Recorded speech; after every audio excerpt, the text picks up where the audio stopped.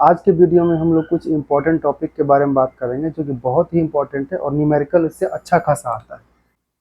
देखो, ये टॉपिक जो है वो न्यूमेरिकल के लिए बहुत ही इंपॉर्टेंट है।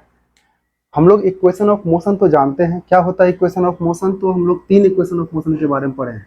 तो पहला है v equals to u plus a t, दूसरा है s equals to u t plus half a t का स्क्वायर, और तीसरा है b square equals to u square plus 2as। ठीक है, ये नॉर्मल इक्वेशन हम लोग जानते हैं, जो पहले से पता है। लेकिन अगर ग्रेविटी के अंदर में आता है तो क्या क्या चेंज होगा, तो आप लोग इसमें ग्रेविटी के अंदर जैसे ही आएगा ना, तो दो केस समझोगे। पहला केस है आपका डाउनवर्ड डाउनवर्ड और सेकंड आता है अपवर्ड। ठीक है, क्या होता है डाउनवर्ड का मतलब, जब ऑब्जेक्ट ड्रॉप किया जाता है, ड्रॉप। और अपवर्ड का मतलब होता है ऑब्जेक्ट को वर्टिकली ऊपर की तरफ फेंका जाता है। ये हमारा कॉन्सेप्ट है। ठीक है, ये चीजें ध्यान देना आपको। अब इस डाउनवर्ड के केस में एक खास बात ध्यान दोगे कि जी जो होगा वो होगा पॉजिटिव, और इस अपवर्ड में क्या ध्यान देना है कि जी जो है वो है नेगेटिव। क्यों होता है ये बता देता हूँ। डाउनवर्ड में क्या है कि मोशन तो नीचे की तरफ है, मोशन आपका नीचे की तरफ है, ऑब्जेक्ट नीचे गिर रहा है। ठीक है, साथ में जी जो है एक्सेलरेशन वो भी अर्थ के तरफ ही है। ठीक है, जी भी किधर लग रहा है, अर्थ के तरफ। तो सेम डायरेक्शन है, जिधर मोशन है उधर जी है, तो पॉजिटिव हो गया। वहीं अपवर्ड की अगर बात करते हैं तो अपवर्ड में मोशन तो ऊपर की तरफ है, मोशन आपका ऊपर जा रहा है, लेकिन अभी भी अर्थ तो हमारा नीचे ही है। जी किधर काम करेगा, अर्थ की तरफ ही काम करेगा। तो मतलब अगर मैं मोशन को पॉजिटिव मानूं तो जी क्या हो जाएगा, उल्टे डायरेक्शन में हम लोग नेगेटिव कहेंगे। अब बस इस जी का वैल्यू हम लोग सारे इक्वेशन में पुट कर देंगे। ठीक है, तो रिप्लेस क्या क्या करना है ध्यान दो। इस इक्वेशन में किसको किसको रिप्लेस करना है, तो सबसे पहले आप रिप्लेस करोगे ए को जी से और एस को एच से, क्योंकि ए तो जी पता चल जाता है कि एक्सेलरेशन है, और ये एक्सेलरेशन ड्यू टू ग्रेविटी है, और ये डिस्टेंस है जिसको हम लोग हाइट के रूप में लेंगे। तो डाउनवर्ड के केस में आप v लोगे तो v इक्वल्स टू u। अब ये 80 है तो a की जगह क्या रखना है, g, तो gt हो जाएगा। अब मैंने यहाँ प्लस क्यों रखा, क्योंकि डाउनवर्ड है, पॉजिटिव लेना है। सेकंड इक्वेशन देखोगे तो s के जगह क्या रखना है, h। Same ut plus half, a है बस a बदल जाएगा, ut प्लस हाफ gt का स्क्वायर हो जाएगा। अगर मैं थर्ड की बात करता हूँ, v square equals to u square plus 2, a की जगह जी और एस की जगह एच हो गया। ये हो गया डाउनवर्ड मोशन के लिए। और अगर आप अपवर्ड के लिए लेते हैं तो सेम कहानी करोगे, बी इक्वल्स टू, अपवर्ड में क्या करना ध्यान दो, जी क्या लेना है, नेगेटिव। तो जहां जहां आपको ए है वहां जी रखोगे, तो यू माइनस जी टी हो गया। दूसरा एस के जगह आपको पता है एच रखना है, h equals to u t, minus रखना है आपको, माइनस हाफ जी टी का स्क्वायर। क्यों, क्योंकि एक ही जगह आपको माइनस जी रखना है। थर्ड में है b square equals to u square minus 2g H.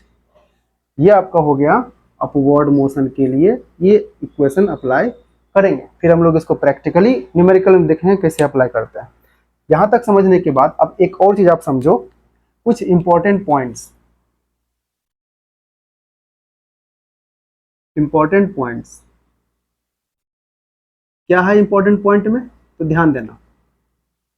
Downward motion हमने माना था ना, तो व्हेन ऑब्जेक्ट इज ड्रॉप्ड, पहला ध्यान दोगे, when object is dropped, object को जब छोड़ा जाता है, हम लोग यहां से किसी ऑब्जेक्ट को छोड़ेंगे तो स्टार्टिंग में ये ऑब्जेक्ट कैसा रहेगा, हमारे हाथ में तो रेस्ट में है, मतलब यहाँ पे इनिशियल वेलोसिटी क्या मानोगे, 0, तो u लेना है 0। ठीक है, सेकंड में लोगे व्हेन ऑब्जेक्ट थ्रोन अपवर्ड, जब उसे ऊपर की तरफ ऑब्जेक्ट को फेंकते हो, तो मान लो कि यहाँ पे हाथ में फेंकेंगे तो हमको इनिशियल तो देना ही पड़ेगा, लेकिन यहाँ पे देखो जैसे गया और यहाँ से रिटर्न, एक पॉइंट से वो रिटर्न आता है, तो ऑब्वियस सी बात है वहां जाने के बाद उसे रुकना पड़ेगा और तब जाके वो नीचे आएगा, इनिशियल हमने दे दिया, फाइनल रुक गया तो फाइनल वेलोसिटी हो जाता है 0, और u यहाँ पे इनिशियल 0 नहीं होगा। सेकंड पॉइंट हो गया। थर्ड पॉइंट में क्या सोचोगे आप, अगर ऑब्जेक्ट फेंके वापस हाथ में आया, ऑब्जेक्ट ऊपर गया और वापस नीचे आया, ठीक है, सेम पॉइंट पे, तो जितना जाने में समय लगता है उतना आने में भी समय लगता है। तो मतलब टाइम ऑफ अपवर्ड की बात करेंगे equals to time of downward की बात करेंगे। समझ में आ गया ना। अब इन सारे चीजों से हम लोग अब न्यूमेरिकल सॉल्व करने वाला है। क्वेश्चन क्या कह रहा है, ये एनसीईआरटी का क्वेश्चन नंबर 13 है, जिसमें है a ball is thrown vertically upwards with velocity of 49 metre पर सेकेंड। ठीक है, तो यहाँ से क्लियर है कि अपवर्ड फेंका गया है। ठीक, क्या कंडीशन पता चला कि बॉल को ऊपर फेंका गया है, कुछ ना कुछ वेलोसिटी होगा, तो मतलब ये है इनिशियल वेलोसिटी जो है 49 मीटर पर सेकेंड। निकालना क्या है आपको, मैक्सिमम हाइट, मैक्सिमम हाइट कहाँ तक पहुँचेगा, उसके बाद total time it takes to return to the surface of the earth, मतलब जाने में जितना समय लगा प्लस जितना आने में समय लगा, दोनों को ऐड कर देंगे, हमको टोटल टाइम मिल जाएगा कि मेरे हाथ से बॉल छूटने के बाद वापस मेरे हाथ में कितनी देर के बाद आएगा। सबसे पहले हम लोग पहला नंबर सॉल्व करेंगे, तो डाटा जो दिया हुआ है उसके हिसाब से शुरू करते हैं। क्या है क्वेश्चन, तो इनिशियल वेलोसिटी आप सीधा u इक्वल्स टू 49 मीटर पर सेकेंड ले लो। ठीक है, और कोई डाटा नहीं है हमारे पास, तो एक डाटा जो यूनिवर्सल है जो हम जानते हैं वो है g इक्वल्स टू 9.8 मीटर पर सेकेंड का स्क्वायर, ये हमें पता है। सिंस मोशन इज अपवर्ड, तो हम लोग यहाँ पे डायरेक्टली माइनस जी लगा देंगे, तो ब्रैकेट में क्या लिख सकते हो, अपवर्ड मोशन। ठीक है, अपवर्ड मोशन में हम लोग क्या लेते हैं, जी का वैल्यू नेगेटिव 9.8। क्लियर। अब क्या निकालना है, मैक्सिमम हाइट। इसको कॉन्सेप्ट थोड़ा सा फिगर से समझ लो, यहाँ से यहाँ फेंका गया, ठीक है, ये आपका h यहाँ तक पहुँचा, अब ये रिटर्न होगा। ठीक है, अब ये रिटर्न होगा, तो जहाँ पहुँचेगा वो उसका मैक्सिमम हाइट कहलाएगा। तो ये हो गया आपका maximum height, plus maximum height पे हमने अभी चर्चा किया था कि ऑब्जेक्ट रिटर्न होता है, तो रिटर्न होने के लिए उसको वहाँ रुकना पड़ता है बहुत ही थोड़ी देर के लिए, तो फाइनल वेलोसिटी हो जाता है 0। इनिशियल वेलोसिटी आपके पास दिया हुआ है 49 मीटर पर सेकेंड।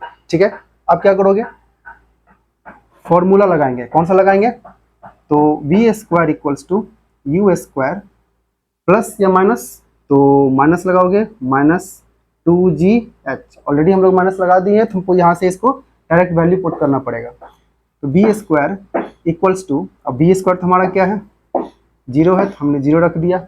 यू स्क्वायर कितना है 49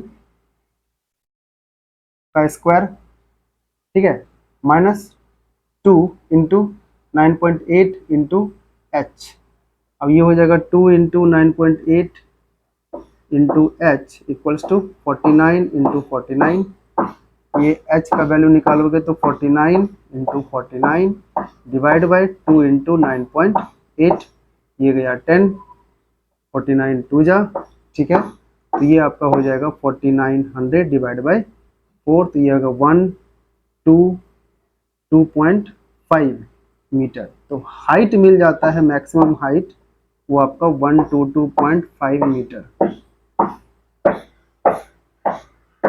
ठीक है, अब बात करते हैं सेकंड क्वेश्चन की, total time it takes to return to the surface of the earth. अब आपको सिर्फ टाइम ऊपर जाने का निकालना है, टाइम ऑफ एसेंट, बाकी आप वापस उसी को ऐड कर दोगे तो टाइम ऑफ डिसेंट मिल जाएगा। Done, problem solve. तो सेकंड क्वेश्चन आपको बनाना है, तो सेकंड क्वेश्चन के लिए क्या करोगे, कोई फॉर्मूला बना लेते, पहला वाला v equals to u plus g t लगाना है, नहीं, क्या लगाएंगे माइनस जी टी, क्यों, अपवर्ड मोशन में है।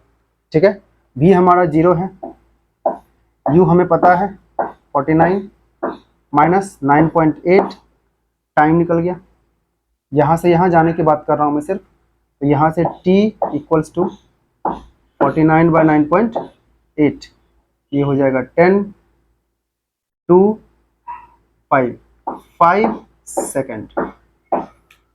अब हमें ये पता है टाइम ऑफ